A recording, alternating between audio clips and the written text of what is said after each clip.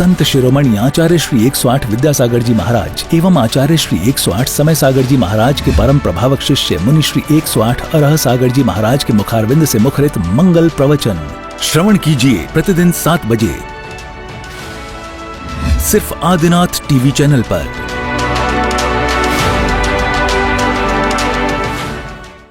राजस्थान के किशनगढ़ का Tilak stone and arts private limited, जो अपनी चमक दमक के लिए प्रसिद्ध है, जहां पर मिलता है हर प्रकार का उच्च क्वालिटी का मार्बल एवं उससे बने उत्पाद, ऐसे ही तिलक ग्रुप परिवार को सौभाग्य मिला है परम पूज्य मुनि श्री अरह सागर जी महाराज के प्रवचन का पुण्यार्जक बनने का।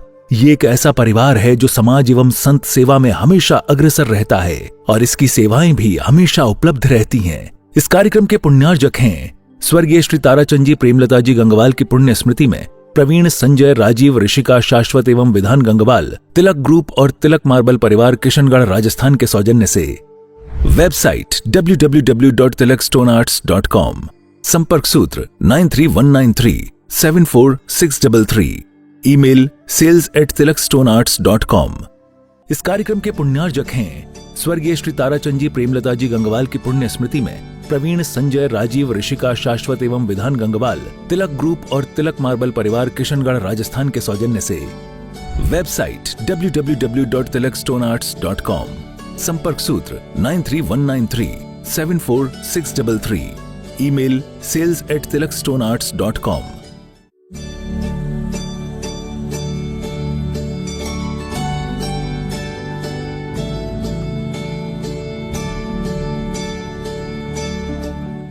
बोलिए पंच परमेष्टि भगवान की, भगवान महावीर स्वामी की, अहिंसा परमो धर्म की, परम पूज्य आचार्य गुरुवर श्री विद्यासागर जी महाराज की, परम पूज्य आचार्य श्री समय सागर जी महाराज की, परम पूज्य सुंदर सागर जी महाराज की।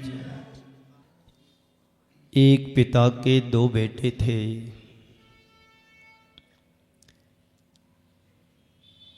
दोनों बेटों के मध्य पिताजी उत्तराधिकारी बनाने का चुनाव करना चाह रहे थे। पिता ने दोनों बेटों को बुलाया और उस जमाने में 1 लाख रुपए की राशि उनको देते हुए कहा कि मुझे नगर से देश देशांतर जाना होता है, बाहर जाना होता है, तो मुझे रुकने के लिए जगह नहीं मिलती है, आश्रय के लिए स्थान नहीं मिलता है, तो आप दोनों बेटे 1 लाख रुपए ले जा करके जाओ, नगर के दोनों तरफ 200 मील तक आश्रय स्थल बनाने का काम करो।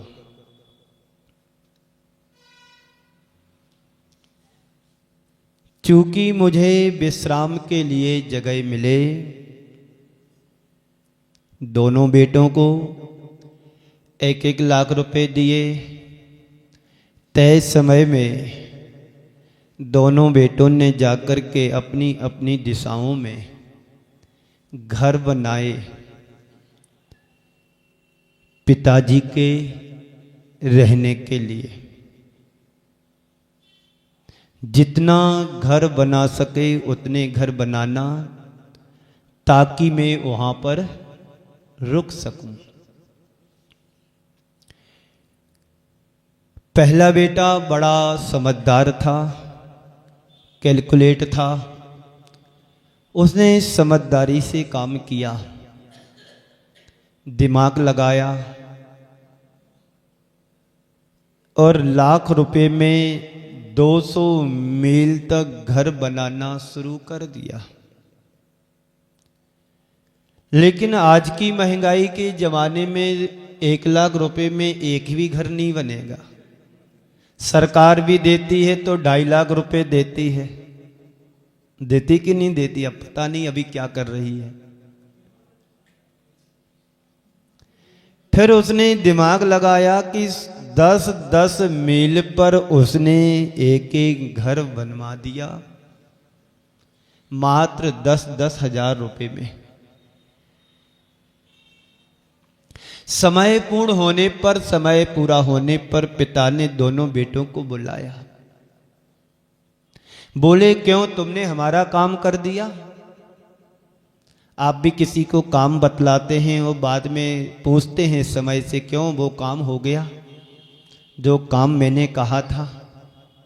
ऐसे ही उस पिताजी ने उन दोनों बेटियों को बुलाया कि देखो, मैंने आपको जो काम बताया था वह काम पूरा हुआ कि नहीं हुआ।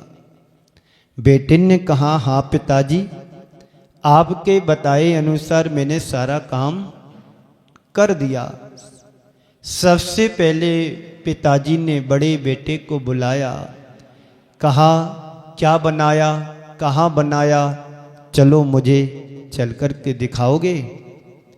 बेटा बोलता, हाँ पिताजी चलिएगा, मैंने आपको रहने के लिए अच्छा प्रबंध किया, अच्छा घर बनाया, 10-10 किलोमीटर पर एक एक घर बनाया, वही बहुत कम राशि में 10-10 हजार रुपए में बना दिया। पिता को घर देख कर के प्रसन्नता नहीं हुई, पिता को घर देख कर के प्रसन्नता नहीं हुई। तुमने यदि बनाया है तो बहुत छोटे छोटे घर बनाए, उसमें मैं प्रवेश भी नहीं कर सकता हूं। तो बेटा कहता है, पिताजी लाख रुपए में और क्या, इससे सस्ता और क्या बना सकता हूं। उसने झोपड़ी बना दी, छोटी छोटी सी झोपड़ी बना दी, जैसे बच्चे बरसात के दिनों में रेत पानी में बह करके आती है तो पैर में रेत के घरौंदे बनाते थे। शायद यहाँ पर यदि कोई गांव के होंगे तो बचपन में खेलते थे, बारिश होने के बाद जंगलों में रेत बहकर की पहाड़ों से आती थी, बच्चे जाकर के पैर रख कर के उस पर रेत के घर बनाते थे। और खेल खेल में जब खेल पूरा होता था तो उसी घर को, उसी पैर मार करके, घर मिटा करके अपने घर वापस आ जाते थे। तो बेटा कहता है, पिताजी लाख रुपए में और इससे सस्ता क्या और हो सकता है। बेटे, तुमने घर तो बनाया पर मेरे रहने लायक नहीं बना। इसमें रहना तो दूर, इसमें प्रवेश करना भी नहीं हो सकता। तुम्हें पता है मेरी रुचि क्या है, मेरी पसंद क्या है और मेरी व्यवस्था कैसी है। तूने मुझे खुश करने लायक घर नहीं बनाया। दूसरे बेटे को बुलाया पिताजी ने, बेटे तूने क्या काम किया? बेटा कहता, हाँ पिताजी मैंने पूरा काम कर लिया। बोले, कितने घर बनाए?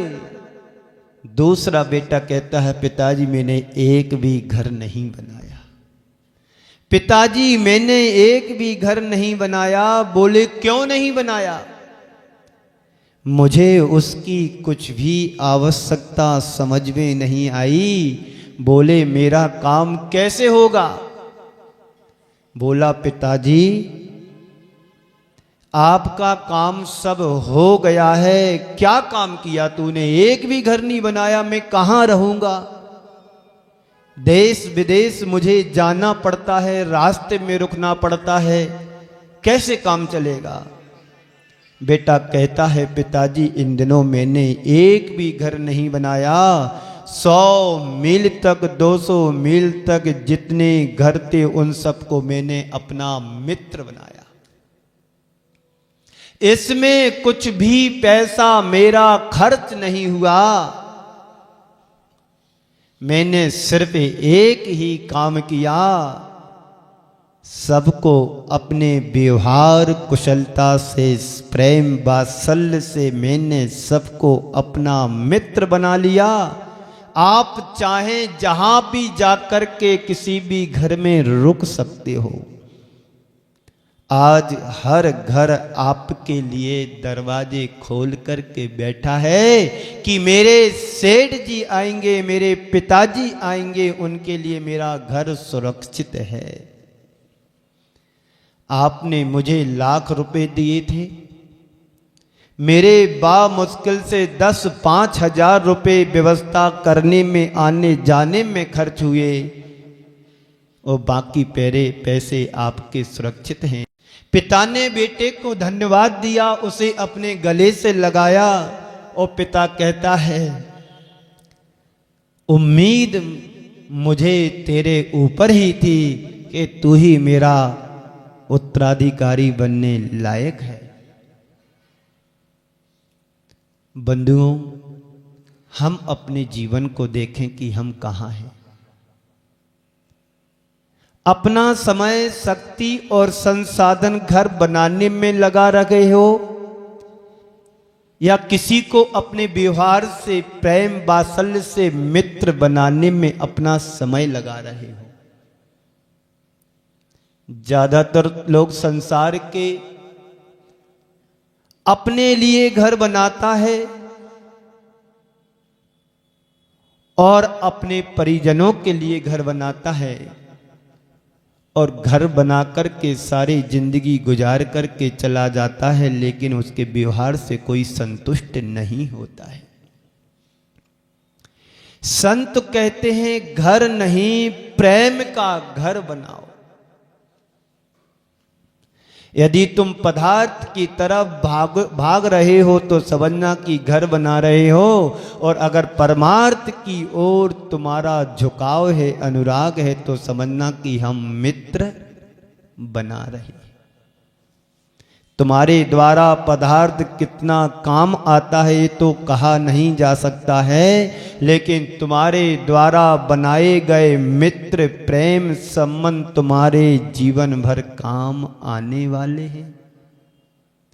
इसमें कोई संशय नहीं, संदेह नहीं। काश मैंने धन कमाने की बजाय मैंने मित्र बनाए होते तो स्थिति कुछ और होती। आज से सैकड़ों वर्ष पहले ये बात किसी एक वैज्ञानिक ने कही थी अपने जीवन के अंत में कि मैंने अपना जीवन जितना पैसा कमाने में खर्च किया उतना समय यदि अपने मित्र को बनाने में लगाया होता तो आज भी हमारे काम में ज़्यादा आती। बात आज के संदर्भ में बहुत महत्वपूर्ण है। मनुष्य के जीवन में सबसे ज़्यादा यदि आवश्यकता है तो स्नेह, सौजन्य की आवश्यकता है। आज हमारे परिवार बिखर रहे हैं या टूट रहे हैं या दूरियां बढ़ रही हैं तो क्यों? कभी विचार किया आप लोगों ने? घर में जब अलगाव होता है, टकराव होता है तो किस कारण से होता है? बात स्पष्ट है, हमारे आपसी प्रेम संबंध जो व्यवहार होता है उसमें दूरियां बढ़ती हैं, कॉम्बिनेशन गैप बढ़ता है, इसलिए परिवार बिखर रहे हैं। आज के माता पिता बच्चों के लिए उत्तम से उत्तम शिक्षा देने का प्रबंध तो कर लिया है, पर उन्हें अपने संस्कारों से सींचने के लिए उन्हें समय नहीं है। आज तुम्हारे बच्चे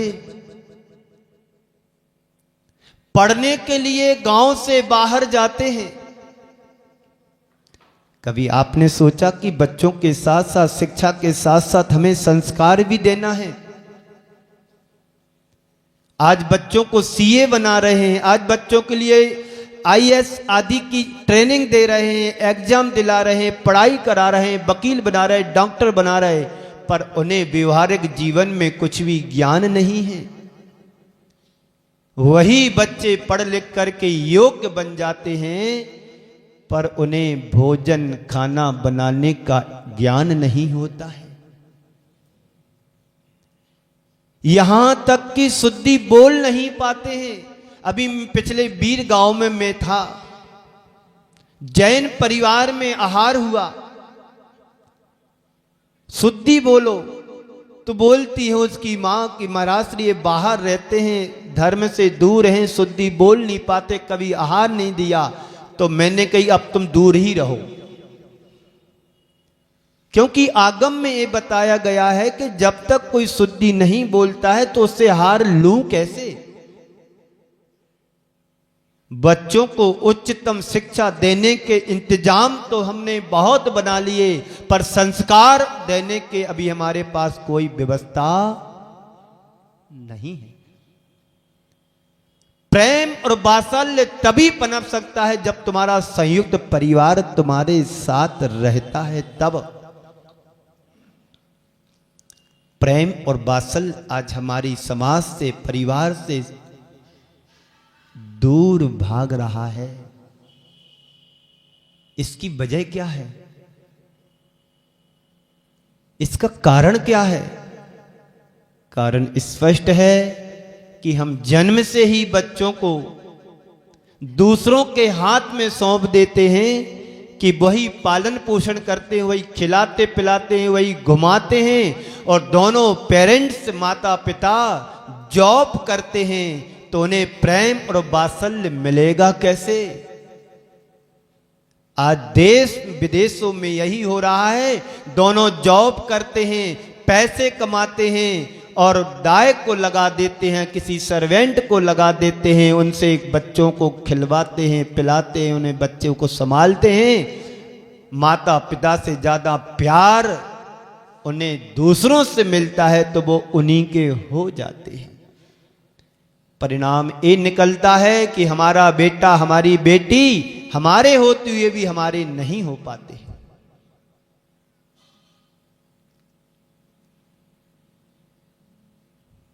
तो सब कुछ हो पर हृदय में प्रेम ना हो तो जीवन नीरस बन जाता है। घर में 4 लोग होते हैं और आपस में मनमुटाव हो तो कैसा फील करोगे आप लोग? परिवार में 10 लोग हैं, एक दूसरे से बात ना करें तो कैसा लगेगा आप लोगों के लिए? बताइए,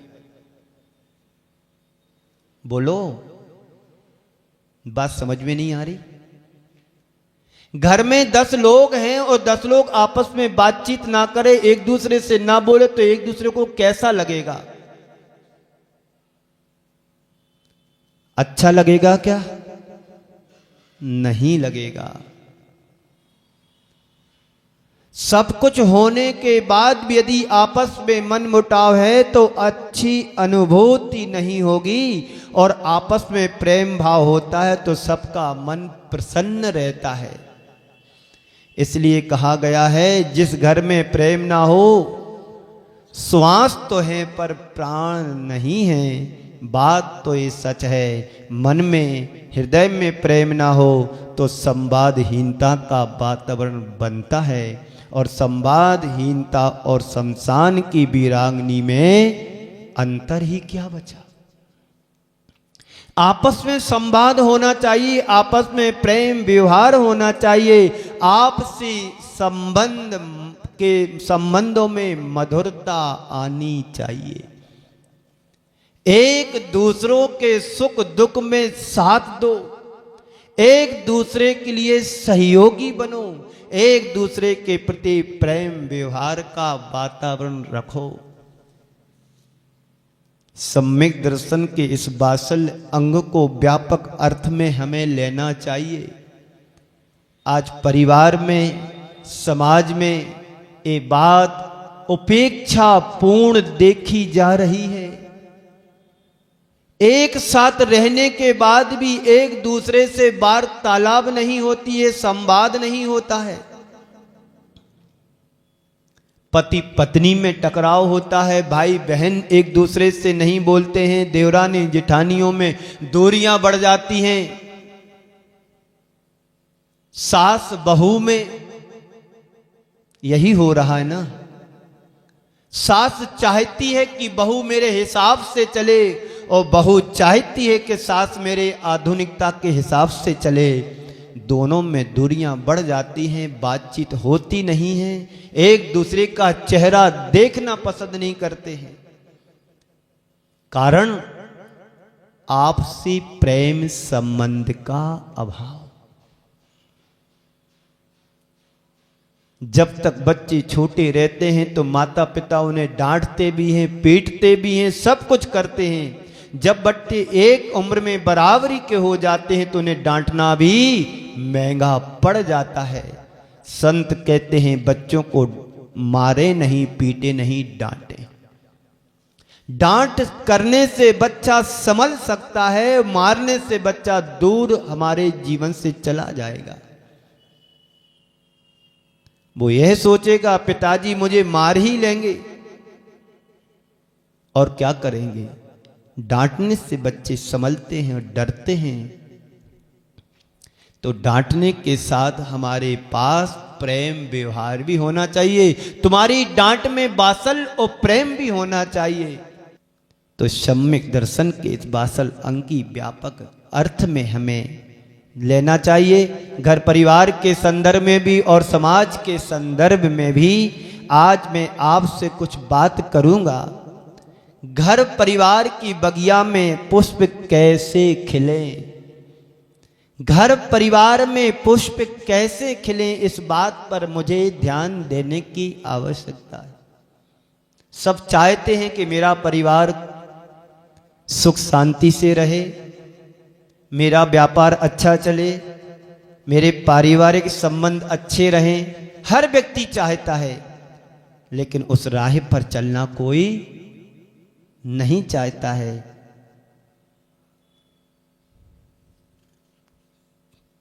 सबसे पहली बात है सहयोग की। क्या करें? आपसी में प्रेम व्यवहार मधुरता लाना चाहते हैं तो एक दूसरे को सहयोग की भावना रखें। सहयोग, यदि घर परिवार में प्रेम टिकाए रखना चाहते हैं तो एक दूसरे को सहयोग करना सीखें। और अगर आपके हृदय में सहयोग की भावना होगी तो आपके घर परिवार में पुष्प खिलेंगे प्रेम व्यवहार के। आप फूल खिलाना तो चाहते हैं लेकिन उसमें खाद पानी देना नहीं चाहते हैं, तो कैसे पुष्प खिलेगा? पौधा भी सूख जाएगा, मुरझा जाएगा। जीवन भी हमारा एक पौधे की तरह है। यदि इसमें प्रेम व्यवहार का सिंचन खाद पानी नहीं देंगे तो प्रेम और वात्सल्य के फूल खिल नहीं सकते हैं। इसलिए हमें आवश्यकता और अपेक्षा है कि इसमें प्रेम व्यवहार का खाद पानी भी दें। लोग हैं पौधा तो लगाना चाहते, उसमें पानी सींचना नहीं चाहते, उसमें खाद पानी देना नहीं चाहते हैं, और ये अपेक्षा रखते हैं कि इसमें पुष्प खिले।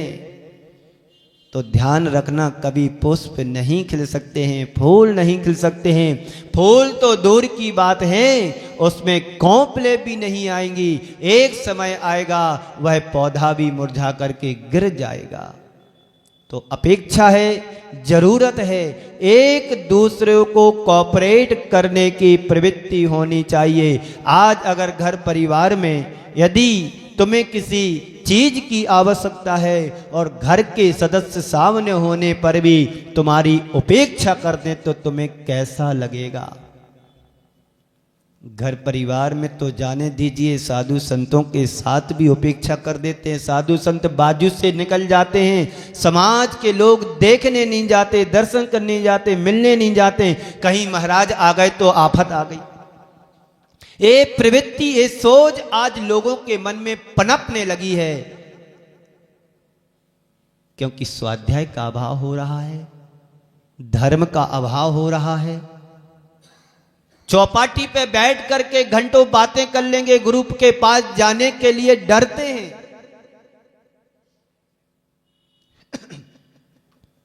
क्यों? गुरु से जुड़े रहोगे तो जीवन का उद्धार हो जाएगा, और गुरु से दूर भागोगे तो जीवन कहां बिखरेगा पता नहीं पड़ेगा। एक सच्चा धर्मात्मा हमेशा यही भावना भाता है कि तुम बिन में व्याकुल भयो जैसे जल बिन बीन, और जन्म जरा मेरी हरो करो मोह स्वाधीन। रोज पढ़ते हैं, पढ़ने वाले एक भी नहीं दिखते हैं।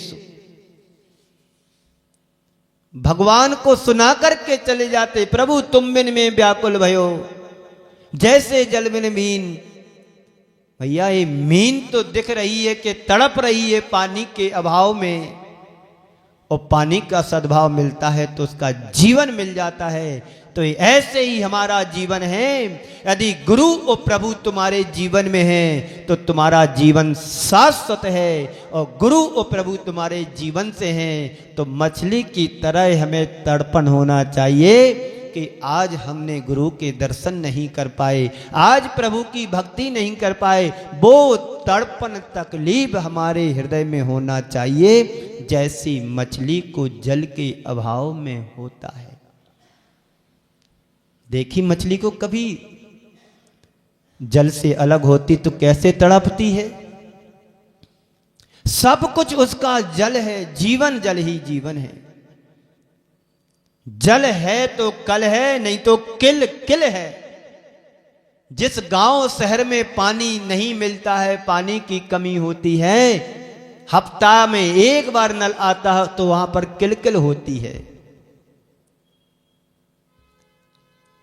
और नगर पालिका वालों का आदि व्यवस्था हो और नल पर जाना हो तो देखो लाइन लगी रहती है, कितनी किलकिल होती है जल के लिए।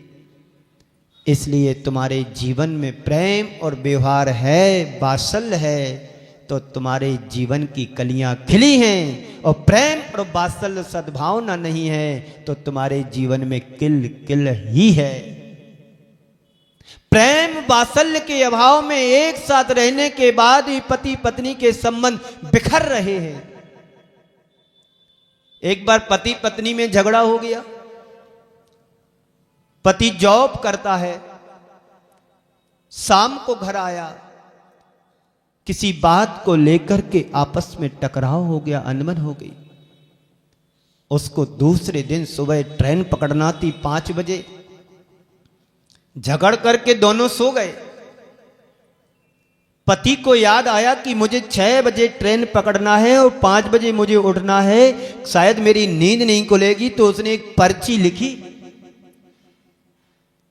कृपया मुझे 5 बजे जगा देना, 6 बजे ट्रेन पकड़ना है। और पत्नी के तकिए के नीचे उसने पर्ची रख दी।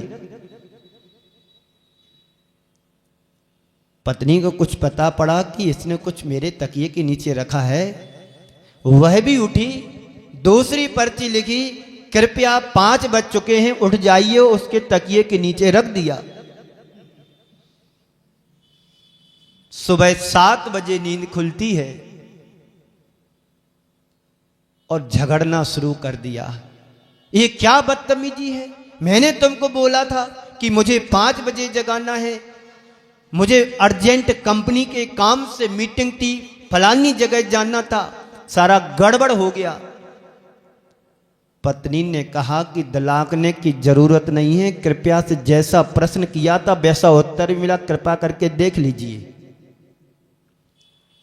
ये चल रहा है, कारण सिर्फ हमारा अंदर का ईगो, हमारा अहंकार। यही समाज में हो रहा है, परिवार में हो रहा है, घर में हो रहा है। एक साथ रहते हुए भी एक दूसरे को देखना पसंद नहीं करते, क्योंकि हमारा अहंकार है, मैं बड़े धड़ाका हूं, मैं छोटा धड़ाका हूं, मैं इस मंदिर का हूं, मैं उस मंदिर का हूं, मैं कैसे जाऊं उस मंदिर में। ये चल रहा है, तुम्हारा धर्म का कुछ बिगड़ नहीं रहा है, खुद अपना ही हम अपने पैर पर कुल्हाड़ी पटक रहे, खुद का अहित कर रहे। जो लाभ, जो धर्म का लाभ, जो सुता मुफ्त में मिल रहा था, उससे लोग वंचित रहते हैं। एक दूसरे की खींचातानी, इससे किसी का क्या बिगड़ेगा? भगवान का कुछ बिगड़ेगा, गुरुओं का कुछ बिगड़ेगा, शास्त्रों का कुछ बिगड़ेगा? जो ज्ञान की बात तुम बड़े बड़े शास्त्रों से नहीं पढ़ सकते हो सकता कोई गुरु की बात तुम्हें ऐसी सुनने में आ जाए, उससे हमारा कायाकल्प तो हो सकता है। कहां जा रही हमारी समाज, कहां जा रहा हमारा धर्म? धर्म करत संसार सुख, धर्म करत निर्माण, धर्म पंथ साधे बिना नर त्रियंच समान। धर्म यदि हमारे जीवन में होगा तो हमारा निर्वाण होगा, हमारा मोक्ष होगा। और धर्म का यदि हमारे जीवन में अभाव हो गया तो हमें कहीं पर भी जगह मिलने वाली नहीं है। कल्याण होना ही होना है। तो धर्म करिए, धर्म के साथ साथ प्रेम और वात्सल्य को भी अपनाना है। यह भी एक हमारा दायित्व और कर्तव्य है, धर्म है।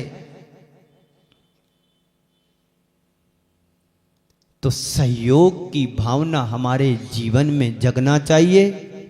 सब हैं पर प्रेम नहीं, वात्सल्य नहीं, तो तुम्हारे पास सब कुछ होने के बाद भी कुछ भी नहीं है।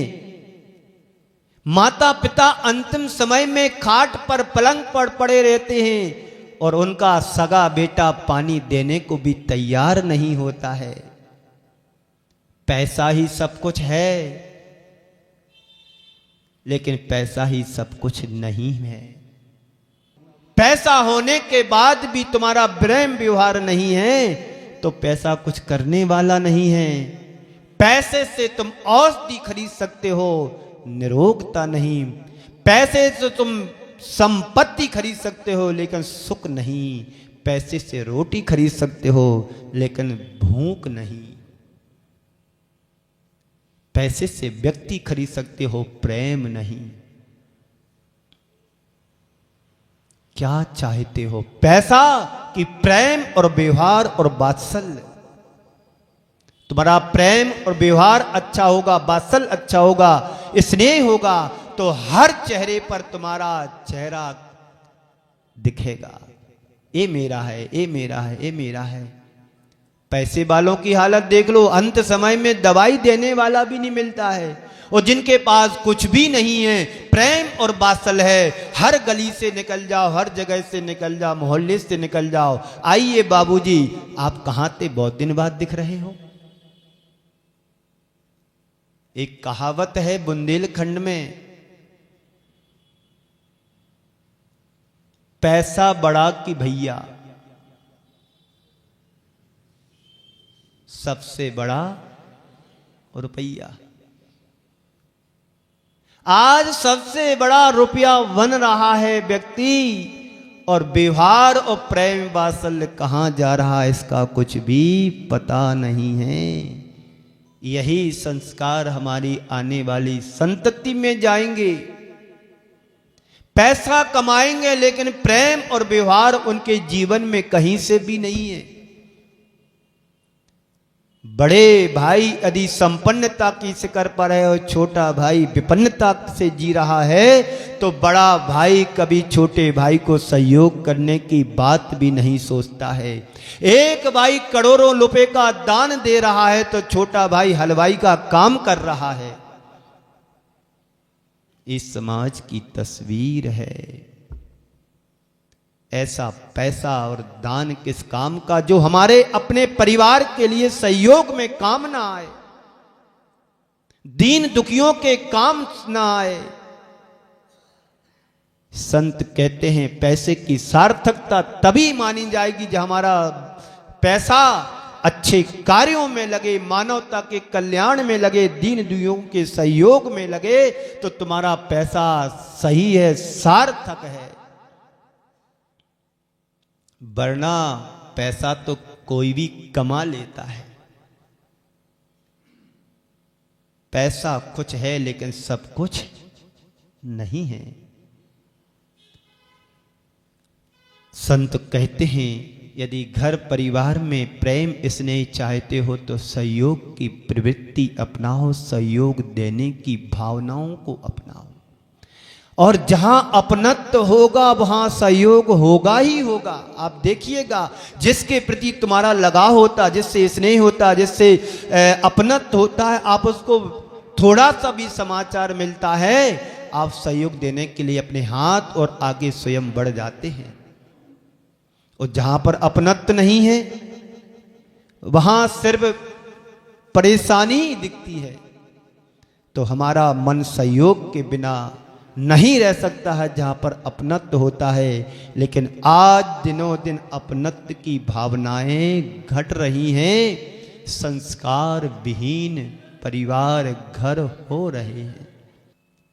चाहे घर हो, चाहे परिवार हो, चाहे संघ हो, कोई भी हो, किसी भी फील्ड में, क्षेत्र में हो, जब तक प्रेम और वात्सल्य रहता है तो संघ भी संगठित होकर के चलता है और परिवार घर भी संगठित होकर के चलते हैं। जहाँ पर प्रेम और वात्सल्य की दीवारें टूट जाती हैं तो सब कुछ बिखर जाता है। कहते हैं बंदी मुट्ठी लाग की और खुली मिट्टी खाग की। बात तो और भी होगी, समय आपका हुआ है। शेष बात आपको फिर मिलेंगे। इस वात्सल्य भावना पर, सम्यक दर्शन के इस वात्सल्य अंग पर और चर्चापन शेष विशेष और करेंगे। इसी मंगल पुनीत भावना के साथ आप सभी को मैं यहीं पर विराम देता हूं अपनी वाणी के लिए। बोलिए परम पूज्य आचार्य गुरुवर श्री विद्यासागर जी। इस कार्यक्रम के पुण्यार्जक थे स्वर्गीय श्री ताराचंद जी प्रेमलता जी गंगवाल की पुण्य स्मृति में प्रवीण, संजय, राजीव, ऋषिका, शाश्वत एवं विधान गंगवाल, तिलक ग्रुप और तिलक मार्बल परिवार किशनगढ़ राजस्थान के सौजन्य से। वेबसाइट www.tilakstonearts.com, संपर्क सूत्र 9319374633, ईमेल sales@tilakstonearts.com। संत शिरोमणि आचार्य श्री 108 विद्यासागर जी महाराज एवं आचार्य श्री 108 समय सागर जी महाराज के परम प्रभावक शिष्य मुनि श्री 108 अरह सागर जी महाराज के मुखारविंद से मुखरित मंगल प्रवचन श्रवण कीजिए प्रतिदिन 7 बजे सिर्फ आदिनाथ टीवी चैनल पर।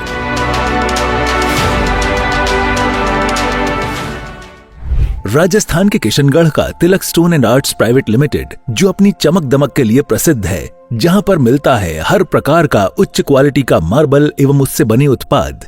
ऐसे ही तिलक ग्रुप परिवार को सौभाग्य मिला है परम पूज्य मुनि श्री अरह सागर जी महाराज के प्रवचन का पुण्यार्जक बनने का। ये एक ऐसा परिवार है जो समाज एवं संत सेवा में हमेशा अग्रसर रहता है और इसकी सेवाएं भी हमेशा उपलब्ध रहती हैं। इस कार्यक्रम के पुण्यार्जक हैं स्वर्गीय श्री ताराचंद जी प्रेमलता जी गंगवाल की पुण्य स्मृति में प्रवीण, संजय, राजीव, ऋषिका, शाश्वत एवं विधान गंगवाल, तिलक ग्रुप और तिलक मार्बल परिवार किशनगढ़ राजस्थान के सौजन्य से।